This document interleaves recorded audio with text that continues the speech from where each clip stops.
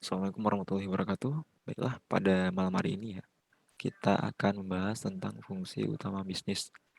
Dan sebelum pertemuan sebelumnya, kita telah membahas tentang proses bisnis itu apa, menganalisa bisnis seperti analisa SWOT, analisa value chain, dan lain-lainnya. Jadi, hari ini kita akan membahas tentang fungsi utama bisnis itu apa. Nah, yang pertama yaitu pengertian bisnis ya. Jadi, apa itu bisnis? Bisnis itu adalah suatu organisasi yang menjual barang atau jasa kepada konsumen atau bisnis lainnya untuk mendapatkan laba. Jadi semua kegiatan yang menghasilkan suatu keuntungan itu merupakan bisnis. Jadi secara historis bisnis itu merupakan berasal dari kata bahasa Inggris yaitu business ya. Dari kata dasar yaitu busy atau sibuk dalam konteks individu, komunitas ataupun masyarakat. Nah, itu merupakan pengertian dari bisnis. Pengertian bisnis secara umum menggambarkan semua aktivitas dan institusi yang memproduksi barang dan jasa dalam kehidupan sehari-hari. Bisnis adalah kegiatan yang dilakukan oleh individu dan sekelompok orang yang menciptakan nilai melalui penciptaan barang dan jasa untuk memenuhi kebutuhan masyarakat dan memperoleh keuntungan melalui transaksi. Nah, ini merupakan definisi bisnis menurut para ahli. Yang pertama, Alan Afwah. Nah, beliau mengartikan bahwa bisnis merupakan sekumpulan aktivitas yang dilakukan untuk menciptakan dengan cara mengembangkan dan mentransformasikan berbagai sumber daya menjadi barang yang dan atau jasa yang diinginkan konsumen. Ini contohnya seperti ini ya. Kita kan rakyat Indonesia ini biasanya identik dengan tumbuh-tumbuhan ya. Contohnya saja ubi ya. Nah, kalau Mustawan Fuan ini mentransformasikan sebuah ubi kalau misalnya dijual secara mentah ya itu pasti murah ya. Sedangkan kalau mentransformasikan berbagai sumber daya menjadi barang atau jasa yang diinginkan konsumen seperti keripik. Nah, keripiknya biasanya untuk cemilan-cemilan itu kan orang Indonesia suka ya. Jadi nilainya itu bertambah. Sedangkan kalau misalnya menjual bahan mentah pasti itu sedikit murah ya. Nah, kalau menurut Stanford mengartikan bisnis sebagai suatu lembaga yang menghasilkan barang dan jasa yang dibutuhkan masyarakat. Menurut Stanford, jika kebutuhan masyarakat meningkat, lembaga bisnis pun akan meningkat perkembangannya untuk memenuhi kebutuhan tersebut sambil memperoleh laba. Seperti itu. Fungsi bisnis di sini adalah untuk menciptakan nilai atau kegunaan suatu produk yang semula kurang bernilai setelah diubah atau diolah menjadi dapat memenuhi kebutuhan masyarakat. Nah, ini ya contoh-contoh seperti ya bahan baku dari pohon-pohon itu ya menjadi kursi atau apa pengrajin tangan dan segala macamnya. Atau bisa seperti tanah liat ya dan diolah menjadi ya keramik, batu bata dan segala macamnya. Nilai kegunaan atau utility value yang diciptakan oleh kegiatan bisnis sehingga dapat memenuhi kebutuhan masyarakat yang terangkum dalam fungsi utama bisnis.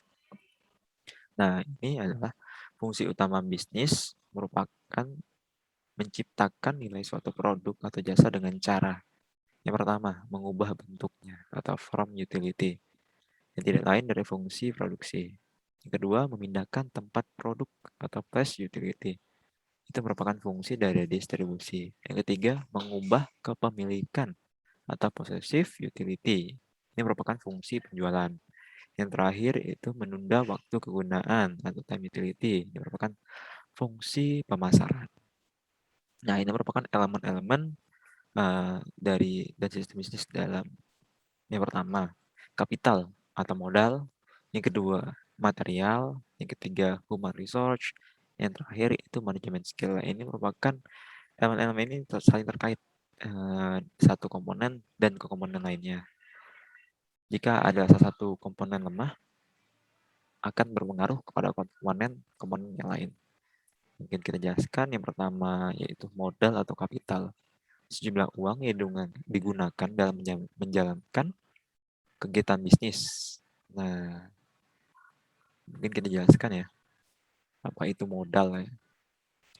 Jadi modal itu merupakan sejumlah uang yang digunakan dalam menjalankan kegiatan-kegiatan bisnis. Banyak sih orang-orang memandang bahwa modal bukanlah segalanya atau uang bukanlah segalanya dalam sebuah bisnis. Tapi perlu dipahami ya, bahwa uang dalam sebuah bisnis diperlukan untuk memperoleh faktor produksinya. Bahan baku itu butuh uang, ya. Terus menggaji karyawan butuh uang dan lain-lain. Yang menjadi persoalan di sini bukanlah besar kecilnya modal, ya. Modal itu ya penting. Cuman besar kecilnya modal itu juga bukan persoalan yang mudah ya.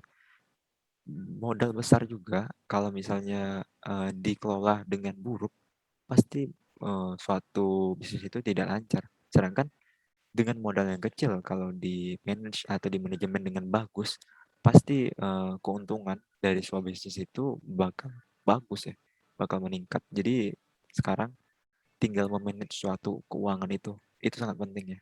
Modal itu diolah seperti apa, itu sangat penting. Besar kecilnya itu ya relatif ya. Yang kedua, bahan-bahan atau material merupakan faktor produksi yang diperlukan dalam melaksanakan aktivitas bisnis untuk diolah menghasilkan barang dan jasa yang dibutuhkan masyarakat. Bahan-bahan seperti contoh sumber alam ya, seperti masuk tanah, kayu, mineral, dan minyak. Sumber alam tersebut disebut juga sebagai faktor produksi yang diperlukan dalam melaksanakan aktivitas bisnis untuk diolah dan menghasilkan barang dan jasa yang dibutuhkan oleh masyarakat.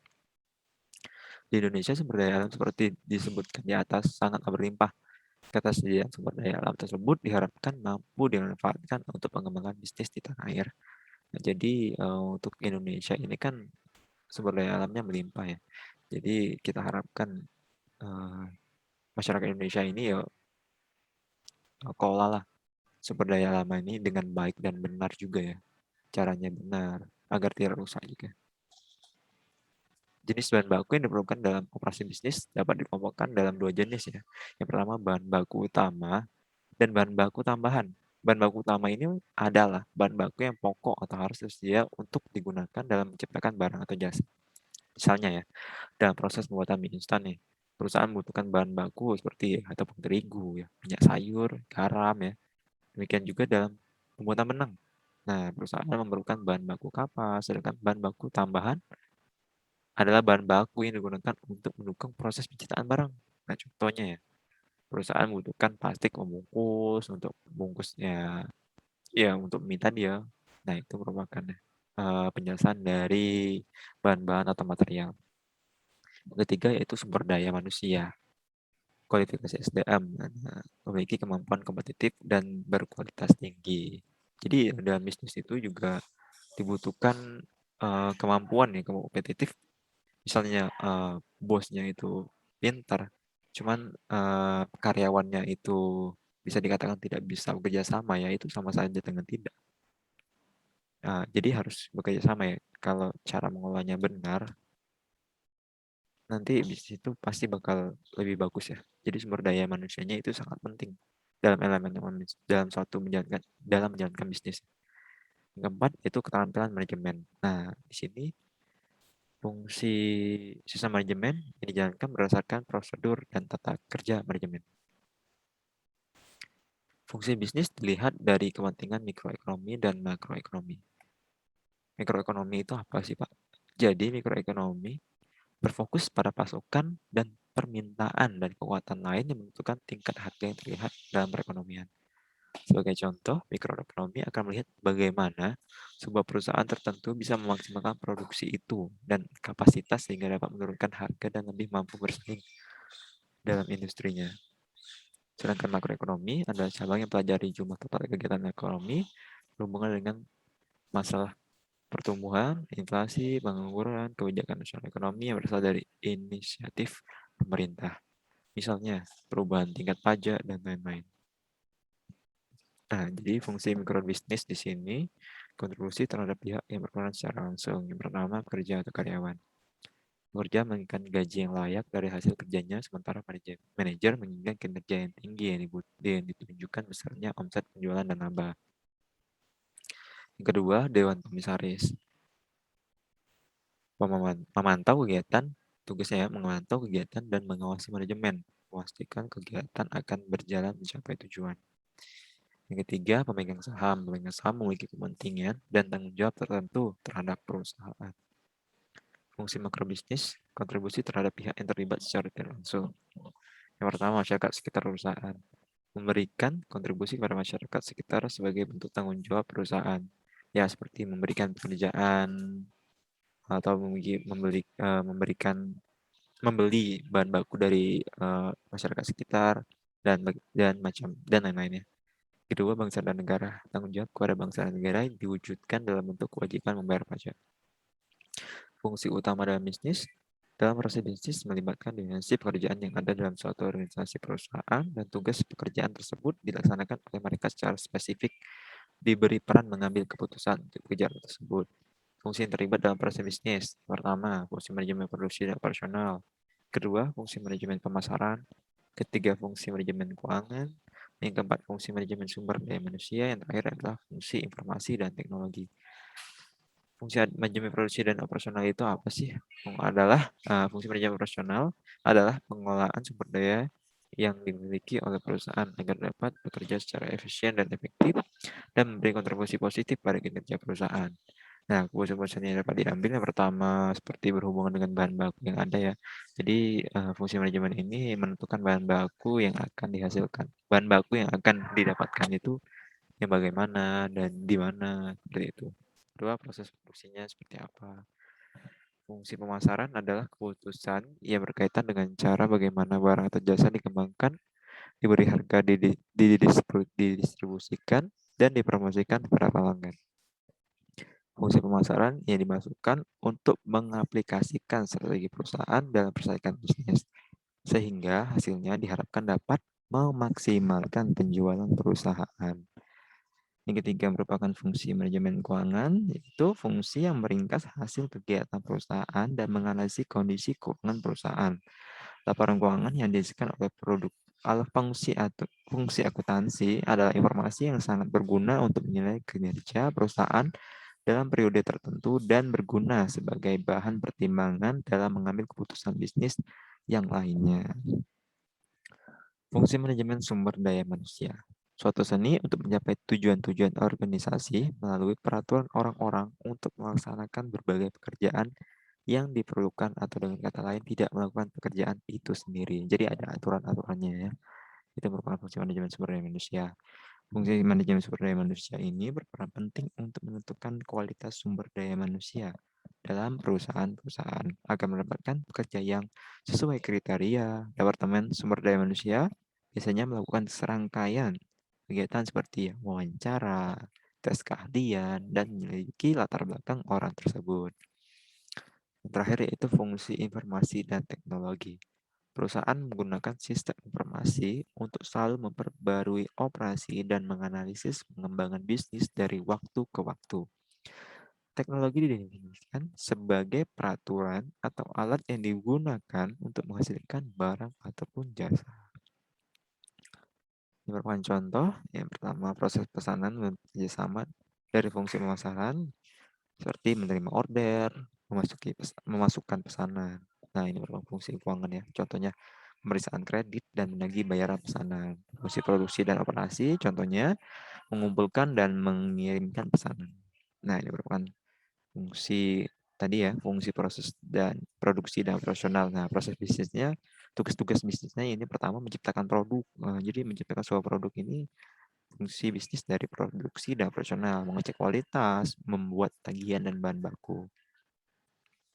Pemasaran, mengenali pelanggan, membuat pelanggan sadar akan produk, menjual produk. Fungsi keuangan yaitu membayar kreditor, membuat laporan keuangan, mengolah arus kas. Yang terakhir ya, sumber daya manusia, yaitu perekrutan karyawan, mengevaluasi kinerja pekerja karyawan, dan pelatihan karyawan. Nah, ini merupakan jenis-jenis bisnis dalam bidang IT ya. Yang pertama software house. Jadi software house itu merupakan sekelompok orang atau individu atau perusahaan kecil yang melakukan bisnis dalam bidang pembuatan perangkat lunak. Produk yang dihasilkan bisa spesifik untuk klien tertentu seperti aplikasi intranet untuk sebuah company atau bersifat umum seperti aplikasi untuk toko, apotik, kereta mobil, dan lain-lain. Nah, ini merupakan e-commerce ya. E-commerce itu bisa disebut perdagangan elektronik atau e-dagang. Adalah penyebaran, pembelian, penjualan, pemasaran barang dan jasa melalui sistem elektronik seperti internet atau televisi, www, atau jaringan komputer lainnya. E-commerce dapat melibatkan transfer dana elektronik, pertukaran data, data elektronik, sistem manajemen inventory otomatis, dan sistem pengumpulan data otomatis. Nah, jadi cukup sekian pengertian dari fungsi utama bisnis ya. Jika ada yang ingin ditanyakan, bisa ditanyakan langsung pada saya ataupun ditanyakan ke grup ya. Oke, mungkin saya akhiri. Wabillahi taufiq wal hidayah. Wassalamualaikum warahmatullahi wabarakatuh.